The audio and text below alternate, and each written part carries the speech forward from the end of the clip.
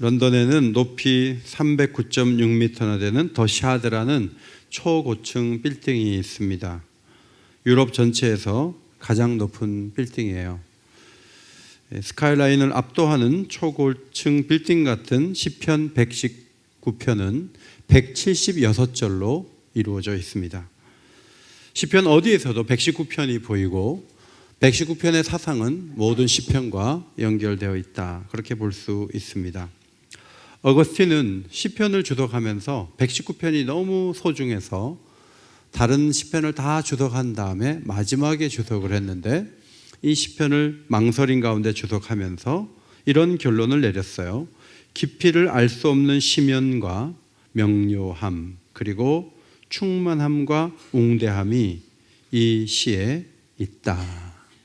백담사 올라가다 보면 이 연못들이 이렇게 있거든요. 물이, 낙수가 압력을 넣어서 돌이 파져 있으면서 굉장히 길게 이렇게 올라가면서 그걸 볼 수가 있는데, 시편 119편도 그런 웅대함과 심연이 발견된다, 그런 얘기예요.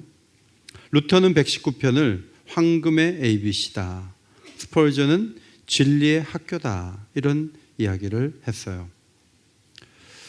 시인은 토라를 찬미하면서 하나님 율법이 대단하다는 것을 찬미하면서 그 율법의 이상에 도달하지 못하는 시인 자신은 고난 속에 있었기 때문에 어떤 분은 토라와 인생의 불협화음으로 된 이중주가 이 119편이다, 그렇게 제목을 붙인 신학자도 있습니다.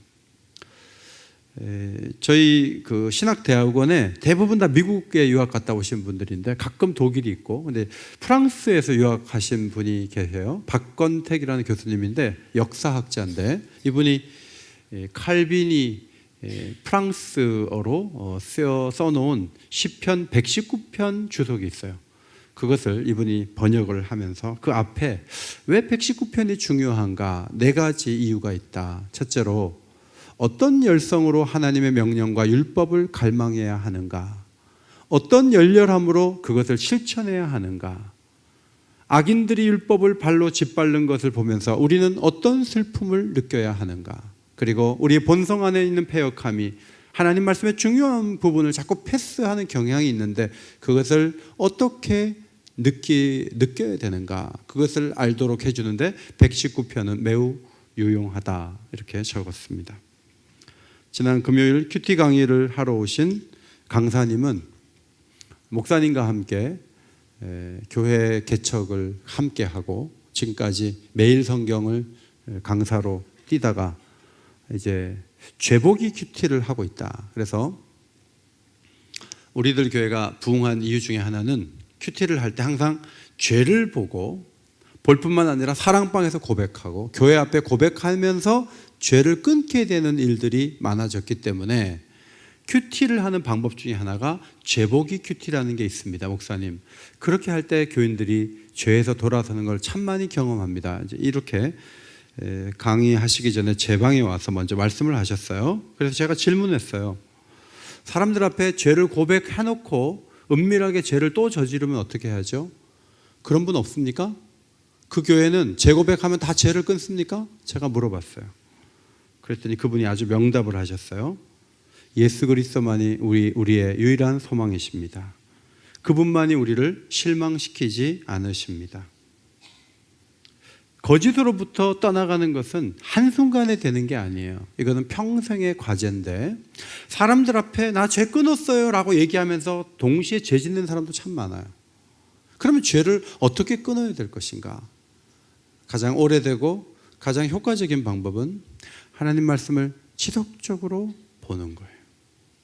어떻게 지금 여러분 교회 나오실 때 이렇게 가지런하시게 깨끗하게 이목구비, 머리가 이렇게 뜨거나 이렇게 하는 거 다 이렇게 하는 거 어떻게 하셨죠? 거울 보셨죠? 거울 보고 다듬은 것처럼 하나님 말씀을 거울 삼아서 우리는 끊임없이 이 말씀을 묵상하고 이 말씀의 정신을 따라 살려고 할 때 우리의 거짓된 것을 이길 수 있다 하는 거죠. 그런 의미에서 119편 기자는 하나님 말씀의 가치에 계속 대면하고 그 가치를 소중히 여기고 그 가치대로 살고자 애썼다는 거예요. 이런 글을 봤어요. 어려운 중에도 하나님을 바라보는 신앙인에게 하나님이 주신 말씀과 그분의 선한 의지에 대해 지속적인 묵상을 하는 것 외에 인간을 전적으로 행복하게 할 것은 아무것도 없다. 우리를 계속 행복하게 하고 완전하게 행복하게 하는 것은 하나님 말씀 묵상밖에 없다. 나머지는 다 우리를 실망시킨다. 그런 얘기예요. 커쇼라는 선수를 아시죠? 메이저리그에서 1년에 뭐 엄청난 돈을 받으면서 공을 던지는 야구 선수예요. 그분은 돈을 모아서 잠비아의 고아원에 가서 애들을 위해서 돈을 참 많이 쓰고 가정생활도 참 좋고 사람이 모범적이에요.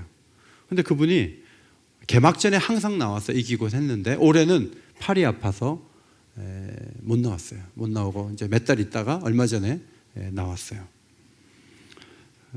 가볍고 싸고 유용한 플라스틱을 우리가 많이 쓰는데 플라스틱이 발명됐을 때는 모두가 이걸 쓰면 되겠구나 하고 점점 보급하고 아주 적은 돈에 용기로선 최고였어요. 그런데 이 플라스틱이 점점 많아져서 이게 천일염 가운데 소금을 쓰면 우리나라 대부분의 염전에서 소금 안에 미세 플라스틱이 있다는 거예요.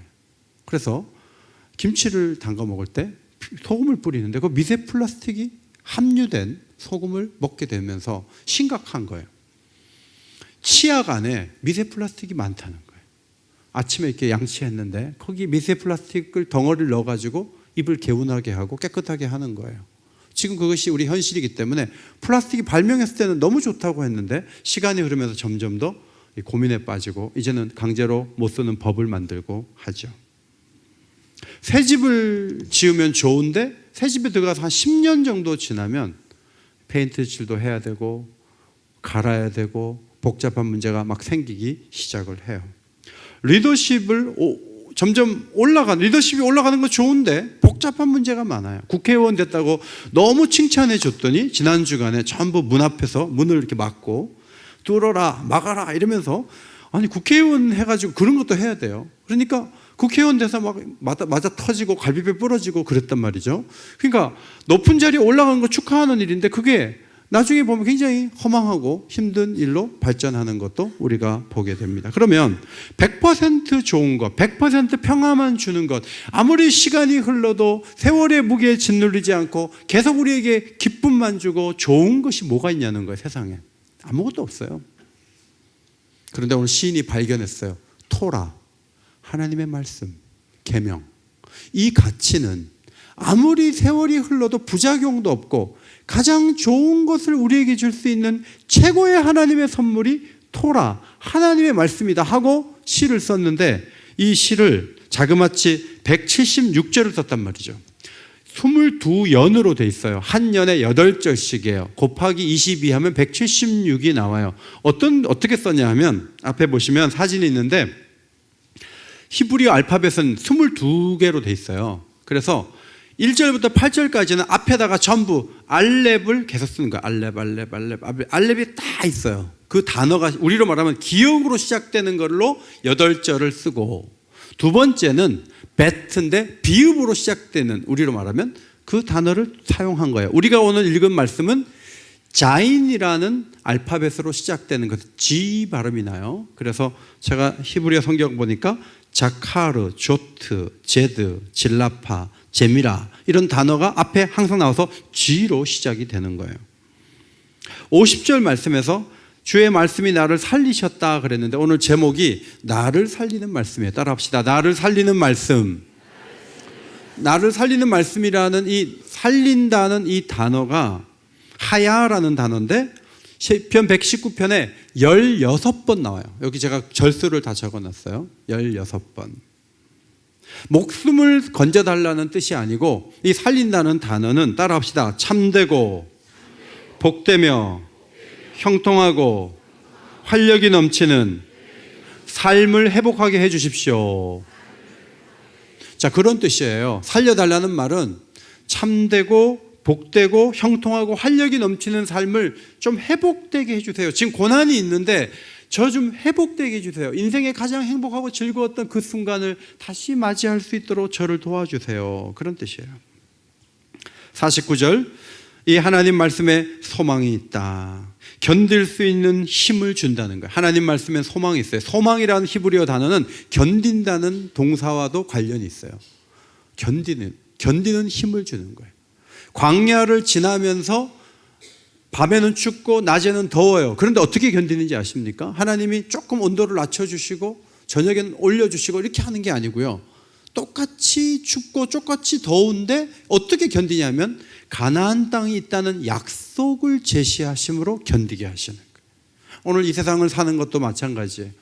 하나님께서 우리에게 내세의 영광을 마련해 주셨다는 그 말씀이 소망이 되고, 그 말씀이 있기 때문에 남들은 막 늙는다고 슬퍼하고 힘들고 병들다고 막 고통하고 하는데 우리는 더 좋은 세계에 가면 좋겠다. 오늘 우리 장로님들하고 잠깐 얘기 나눴는데 장로님 중에 어떤 분이 저는 70대에 가기를 원합니다. 그래서 모두가 눈이 둥그레졌어요. 그러면서 그 장로님이 그래요. 천국이 그렇게 좋다면서 왜 이렇게 다들 늦게 가려고 그래요? 그러시는 거예요.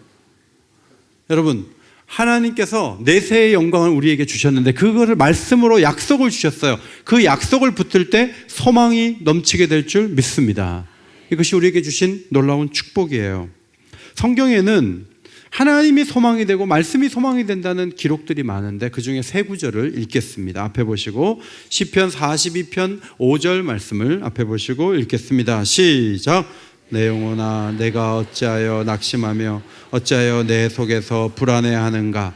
너는 하나님께 소망을 두라.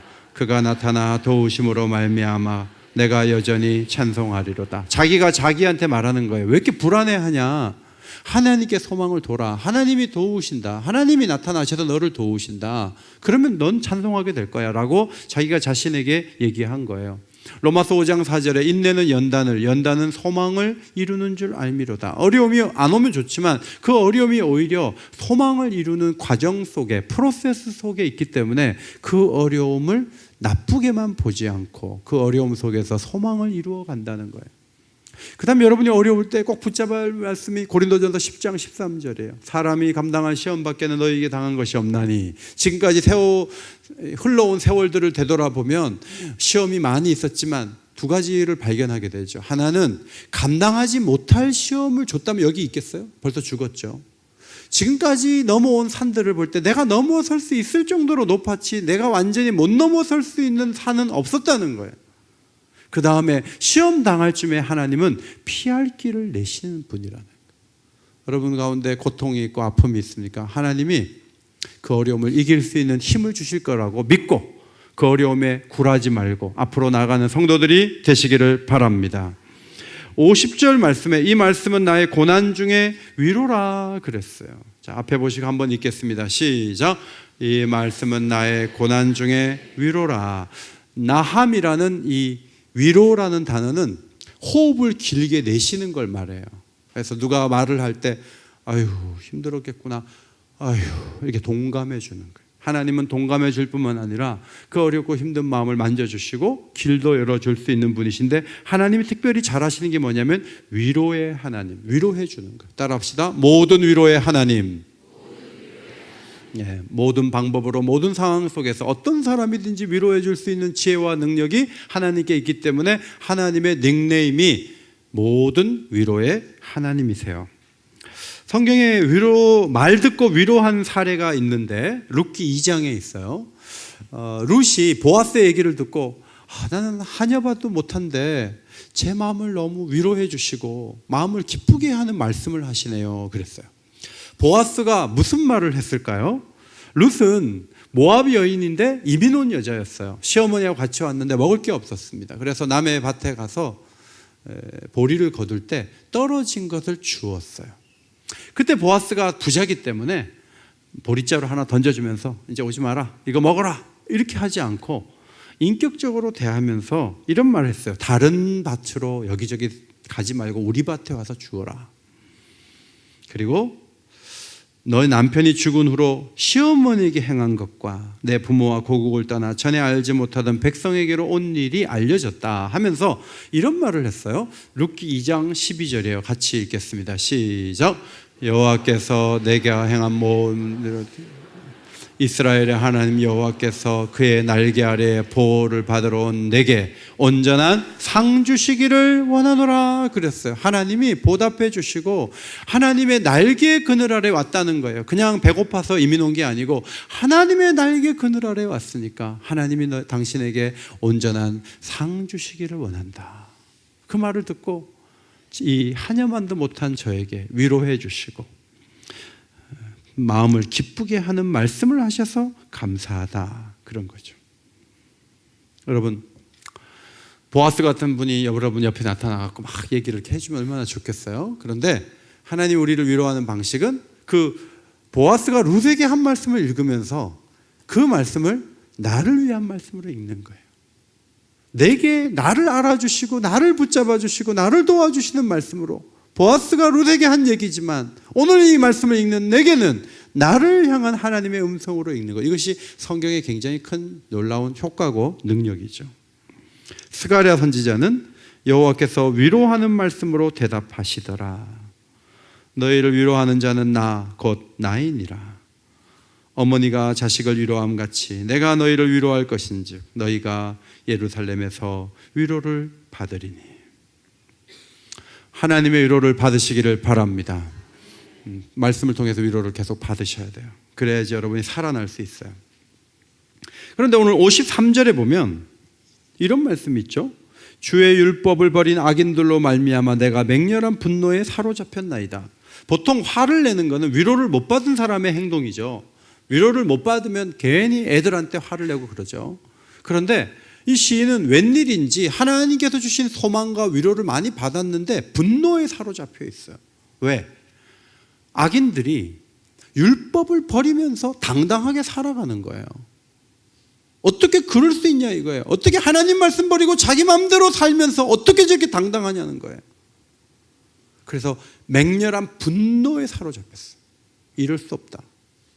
여러분, 하나님 말씀의 특징은요, 위로를 줘요. 견디게 해요. 힘이 있어요. 그래서 마음을 따뜻하게 해요. 근데 따뜻한 데서 끝나게 하지 않고 하나님 말씀은 올바른 길로 걸어가지 않으면 열불나요. 제대로 가야 돼요. 이 말은 시인 스스로가 정직하게 살고자 노력했다는 것이고 주변의 죄악에 대해서 그냥 마음을 열고 받아들이지 않았다는 걸 의미해요. 성도 여러분, 진리의 말씀을 받을수록 공의로운 성품을 갖게 되시기를 바랍니다. 법을 잘 지키고 말씀대로 살고자 하고 주님이 주신 그 기회대로 주님 뜻대로 사는 걸 생명처럼 여기고 그것을 가볍게 여기고 하찮게 여기는 사람들에 대해서 분노하는 마음, 그것이 말씀 속에 있는 능력이라는 거예요. 53절을 직역을 해보면 불경건한 자들이 토라를 거절하는 것으로 인해 나는 맹렬한 분노에 매여 있습니다. 맹렬한 분노라는 단어는 잘라파라는 히브리어인데 불길이 타오르고 바람이 휘몰아치는 모습이에요. 시편 11편 6절에 이 단어는 불과 유황과 태우는 바람 했을 때 태우는 그 단어, 그 자리에 쓰였어요.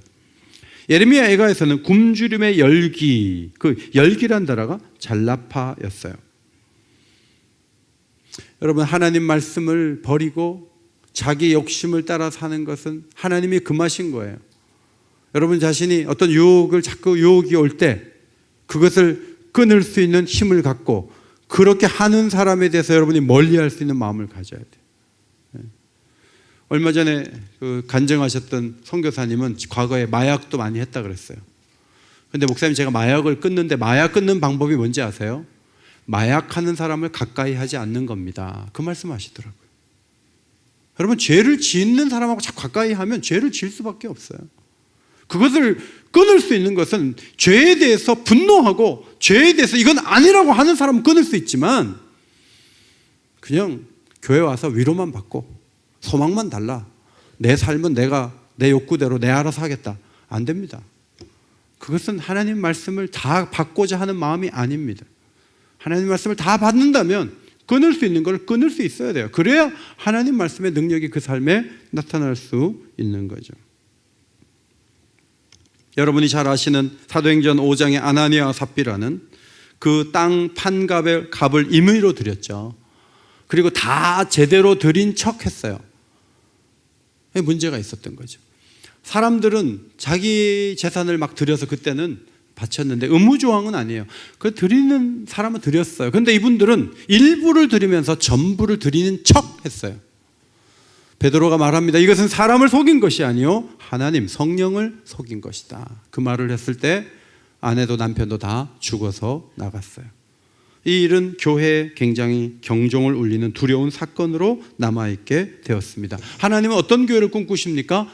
죄와 싸우는 교회, 죄를 이기는 교회, 죄를 용납하지 않는 교회를 하나님이 원하신다는 거예요. 우리도 교인들이 많기 때문에 이런저런 삶을 살다가 교회에 오시기 때문에 어떻게 살았는지 제가 다 알 수는 없어요. 그런데 교회 와서 항상 잘못한 부분에 대해서 회개하고 다시는 그 일을 저지르지 않으려고 애쓰고 거룩을 생명처럼 여기고 그러면서 위로가 오는 거지. 목사님은 위로한 설교만 하면 돼요. 죄 얘기는 하지 마세요. 이거는 진리를 어긋나게 하는 거예요. 우리 어긴교회가 죄와 싸우는 교회가 되기를 소원합니다. 죄를 멀리하는 교회가 되기를 소원합니다. 죄를 끊을 수 있는 용기를 말씀을 통해서 얻는 게 중요하다는 말씀이에요. 51절 교만한 자들에게 심한 조롱을 받아도 주의 법을 떠나지 아니하였나이다. 55절 밤에 주의 이름을 기억하고 주의 법을 지켰나이다. 자, 우리가 언제 무너지냐면 말 때문에 많이 무너지죠. 새벽기도 열심히 나왔는데 어떤 분이 얘기했어요. 집에 무슨 일이 있어? 새벽기도 안 나오다 나오니까 우리 집에 무슨 일이 있는 거 저 사람 눈치채겠다. 그리고 새벽기도 안 나올 수 있어요. 그런데 이 시인은 누가 나를 조롱을 하는 거예요. 그런데 그 조롱하는 얘기를 듣지만 하나님 법을 지키는 데서 떠나지 않았다고 고백을 하는 거예요. 시인은 많은 비방을 받은 것 같아요. 22절 비방과 멸시를 받았나이다. 39절 비방이 두렵게 느껴졌습니다. 61절 악인들이 올가미로 얼검했습니다. 69절 거짓으로 교만한 이들이 치려고 했습니다. 교만한 이들이 78절 시인을 엎드려뜨렸다는 거예요. 웅덩이를 팠다는 거예요. 85절 공격할 때를 엿보았다. 생명의 위기도 느꼈다. 109절 해하려고 올무를 놓았다. 가까이 와 있다. 핍박하는 자와 대적하는 자가 참 많았다. 그런데 그들은 고관이었다. 자, 이런 고발을 하죠. 그런데 이 사람의 위대함은 뭐냐면 그렇게 어려움이 많았음에도 불구하고 하나님 말씀을 떠나지 않았다는 거예요. 여러분은 하나님 말씀을 막 하다가 지키다가 언제 그렇게 흔들리십니까? 언제 뒤로 물러갑니까? 사람들이 격려해주고 칭찬해주면 잘 나갔을 텐데 그때 아무개가 이런 조롱의 말을 했기 때문에 나는 그때 이후로 난 이렇게 잘하던 거 안 합니다. 이런 분들이 참 많아요. 오늘 시인은 그러지 않았다는 거예요. 무슨 말을 듣든지 끈기 있게 앞으로 나가시기를 바랍니다. 그것이 말씀의 파워고 말씀대로 사는 사람의 모습이다 하는 거예요. 예수님은 나로 말미암아 너희를 욕하고 박해하고 거짓으로 너희를 거슬려 악한 말을 할 때 너희에게 복이 있나니 요걸 좀 드세요. 요걸 좀 먹어야 돼요. 그러면 오히려 복이 있다. 견뎌라. 사람들의 조롱과 위협을 받았지만 절대로 물러서지 않았던 한 분이 계세요. 그분은 예수 그리스도세요. 우리도 그렇게 되어야 된다는 거예요. 포티누스라는 초대교회 성도는 90의 나이에 예수를 믿는다는 이유로 법정에 끌려갔어요. 많은 조롱과 억울한 얘기를 많이 들었어요. 그런데 이분의 태도를 어떻게 책에 기록되어 있냐면 그는 고결하게 그리스도를 계속 증거했다. 90이나 되는 나이에 내가 이 욕을 먹어야 됩니까? 하고 억울해하지 않고 내가 90이지만 그리스도를 위해서 욕을 먹는 것을 나는 기쁨으로 여기겠다 하면서 고결하게 그리스도를 증거했다는 거예요. 여러분 조롱 좀 받는다 그래서 말씀대로 살면 내가 대접도 못 받고 내가 뭐 이렇게 사는 게 무슨 의미가 있어 이러지 말라는 거예요. 끝까지 앞으로 나가야죠. 55절에 나오는 밤은 인생의 밤이에요. 밤이 되면 두렵고 힘들고 걱정과 염려가 밀려와요. 부담이 가중돼요. 앞이 보이지 않아요. 모든 것이 어둠에 다 묻혀요. 그렇지 않아요? 밤이 되면. 그런데 그 가운데 105절 주의 말씀은 내 발의 등이요 내 길의 빛이니이다. 말씀이 있으니까 오히려 더 온전하게 걸어가는 거죠. 제가 목회하는 중에 보니까 여러분 집안에 여러분 개인적으로 어려운 일들을 만나시더라고요. 그런데 어떤 분은 너무 어려움이 와서 제가 이렇게 보기에 저 집은 이제 교회 못 나오겠다. 어떡하지?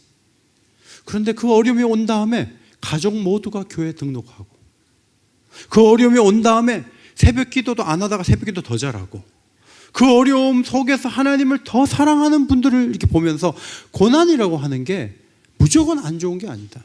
그 속에 말씀을 붙잡는 사람은 더 나은 길을 걸어가게 될 줄 믿습니다.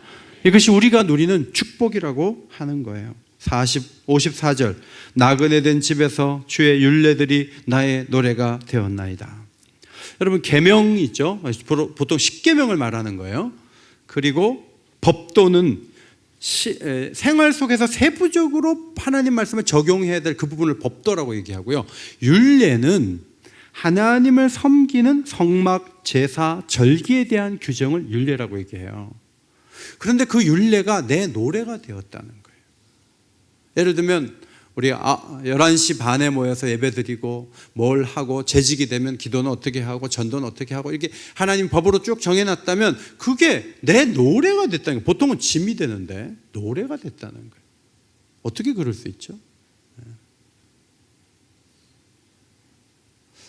남편과 40년 살았는데 남편이 요즘 집에 계속 계셔서 부인이 하루 3번씩 밥을 해요. 남편은 일명 별명을 지어줬죠. 동창회에서 삼식이라고 별명을 지어줬어요. 그런데 밥을 이렇게 하는데 막 그 남편을 위해서 밥을 할 때 막 너무 즐겁고 콧노래가 막 나와요. 혹시 그런 70대 있으세요? 그런 80대 있으세요? 한 끼라도 사람이라면 이러면서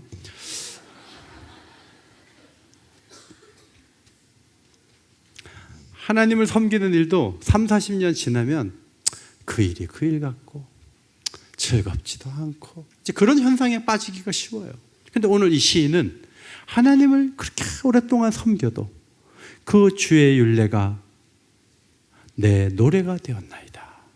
이게 어떻게 가능한가 하면 하나님을 뜨겁게 사랑하기 때문에 하나님을 사랑하면 주의 율례가 노래가 될 줄 믿습니다. 오늘도 산부 예배 오시면서 아유 교회 가는 시간이네. 교회를 가야 되네.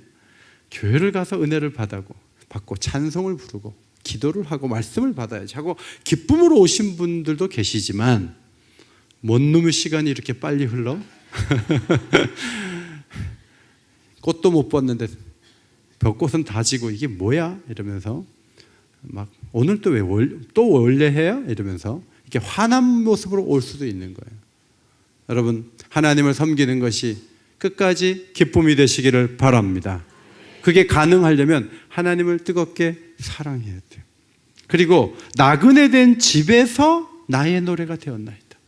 나그네로 산다는 생각을 가져야 하나님을 위해서 뭔가 하는 게 기쁘지 여기서 이제 조금 살고 내가 가고 나는 소멸되어 버린다는 생각을 한다면 그러면 하나님 말씀이 기쁨이 될 수가 없는 거예요. 로마 시대에는요 경기와 연극을 보지 말라 그랬대요. 교회에서. 왜냐하면 그 타락한 그 문화적인 현상이 너무나 강하기 때문에. 그래서 너무 분리한다 해서 인류 혐오자라는 비난을 로마 교회 성도들은 받았어요. 그런데 그들은 나름대로 즐거움이 있었다고 교회 사가들은 전해주고 있는 거죠. 여러분 나그네 같은 삶 속에서 몰래 죄 짓는 게 즐겁다고 세상 사람들은 말해요. 우리는 그렇지 않아요. 우리는 하나님 말씀대로 사는 걸 즐겁게 여기고 제가 119편을 보면서 이것을 22일에 걸쳐서 나오면 한 년씩 기가 막히거든요. 히브리어 원어는 보통 한 절에 6단어에서 7단어로 구성되어 있어요. 그 한시가 짧은 단어지만 그걸 풀어가는 재미가 있듯이 이 히브리어를 이렇게 연결해서 해석해 보면 되게 재밌어요. 근데 8절이면 충분한데 이거를 하루에 24절씩 하라고 지금 큐티인의 진도가 그렇게 빨리 나가는 거예요. 그래서 마음속에 와, 이 말씀을 119편을 더 오래 묵상하고 싶은데 너무 속도가 빠르다. 이 말씀을 하나하나 찾아보고 서적들을 보고 하는데 그게 얼마나 기쁜지 몰라요. 성도 여러분, 빠른 세월 속에서 주의 말씀을 배워가고 알아가고 살아보고 하나님께서 주시는 이 말씀의 은혜를 누리는 것이 여러분에게 기쁨이 되시기를 바랍니다. 마지막 56절, 내 소유는 이것이니 곧 주의 법도들을 지킨 것이니이다. 소유라는 단어가 히브리어 성경에 없더라고요. 그래서 이거 왜 이렇게 번역을 해놨지? 그래서 새 번역을 보니까 새 번역은 주의 법도를 따라서 나는 사는 삶에서 내 행복을 찾습니다. 이렇게 돼 있어요. 행복이 뭐냐? 하나님 말씀대로 사는 게 행복이다. 이제 그렇게 결론을 내린 거죠. NIV 성경에는 당신의 법을 따라 살아온 것이 지금까지 내 삶의 관행이 되어 왔습니다. 이렇게 기록이 되어 있어요. 세월이 지나면 다 지나가잖아요. 우리는 무엇을 남기고 세상을 떠나야 될까요? 지금 우리 이 난을 굉장히 잘 관리를 해주셔갖고 매일 이게 보살펴 주세요. 어떤 집사님 한 분이. 그래서 꽤 오래 가요. 그런데 일부 예배 끝났는데 노란 이색 이 난이 밑에 하나 떨어졌더라고요. 근데 그거 가지고 좀 설명하려고 했더니 2부 예배 때 다 치웠어요. 어디 가버렸어요. 근데 결국은 이게 다 떨어지지 않겠어요? 다 떨어져, 다 져요. 꽃이 지는 것만큼 보기 흉한 게 없잖아요. 시간이 흐르면 대단한 것들도 다 사라지는 거예요. 우리 장로님들하고 싱가포르 갔었는데 마리나 베이샌즈 호텔이 저렇게 있는데요. 이 3개의 건물 위에 배가 한 척 이렇게 위에 올라 있는 거예요. 그리고 그 위에는 수영장이에요. 근데 우리처럼 관광객으로 가면 수영을 못하고 1박에 100만 원 내고 투숙하면 저기 수영할 수 있어요. 그래서 결혼 30주년, 40주년, 50주년 기념일 때 남편들은 저기 예약을 하세요. 1박씩 예약을 해가지고 여보 내가 예약했어. 그리고 데리고 가서 비행기 값은 당신이 내고 내가 예약했어. 이러면 이제 부인들이 아 나를 사랑하는구나 이렇게 생각하지 않겠어요? 그런데 이 호텔이 이 바닷가에 지어졌는데 여기가 원래 바다 매립지예요. 그래서 이걸 짓기가 이 지대가 이게 흐물흐물하니까 안 좋은 거예요. 근데 이거를 2년인가 빨리 지으라고 또 설계하고 또 싱가포르 정부에서 요구를 했어요. 여기에 맞출 수 있는 건설사가 하나도 없었어요. 그런데 우리나라 쌍용건설에서 이걸 지은 거예요. 아주 잘 지었어요. 그래서 그 만든 영상을 봤어요. 쌍용건설이 어떻게 만들었는지 기적처럼 했더라고요. 회의를 거듭하면서 기적처럼 만들었어요. 그래서 저는 쌍용건설의 팬이 되려고 이제 고국으로 대한민국으로 왔는데 여기서 보니까 쌍용건설이 몇 년 후 2013년도에 법정관리를 신청했더라고요. 아니 그 탄탄하고 대단한 기업 1,000억짜리 공사도 해내는 기업이 돈이 없어가지고 법정관리 신청을 한 거예요. 여러분 세상에 대단한 일들이 많고 대단한 기업이 있고 대단한 사람이 있는데 전부 다 나중에 초라하게 되거나 사라지거나 쇠퇴해요. 이것은 우리 인간이 갖고 있는 어려움이에요. 저는 디지털 카메라를 처음 소니를 썼는데 어제 제가 CD를 정리하면서 거기 소니가 있더라고요. 소니 그 디지털 카메라 옛날에 썼던 거 한 2만 장 찍고 렌즈가 나갔어요. 근데 더 이상 쓸 수가 없고 쓸 수 있다 할지라도 화소가 약하기 때문에 이거는 더 이상 무가치예요. 가치 의미가 없어요. 제가 사진을 찍는 거 좋아하는 것도 이제는 제가 졸업할 날이 다가온다는 걸 알고 있어요.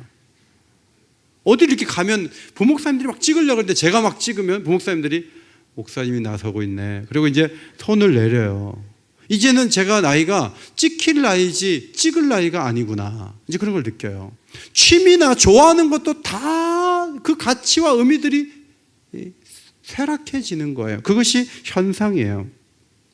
그러면 우리는 무엇을 소중히 여기며 사는가? 세월이 흐르면 무엇이 남는가 했을 때 세월이 흘러도 가치가 그대로 남는 게 하나 있더라고요. 그게 뭐냐면 돈이에요. 노인이 젊었을 때 5억 원을 모아놓죠. 노인이 돼서도 이자가 붙어갖고 5억 원이라는 가치가 그대로 있어요. 그래서 이 소유라는 단어가 히브리어에는 없지만 우리 번역을 참 잘한 것 같아요. 내 소유는 이것이니, 내 소유는 이것이니 주의 법도들을 지킨 것이니이다. 여러분, 하나님 말씀대로 열심히 살다가 여러분 연세가 많아지면 다 지나간 것 같지만 말씀대로 산 그 시간과 하나님을 향한 땀방울과 헌신은 고스란히 남아있다는 거예요.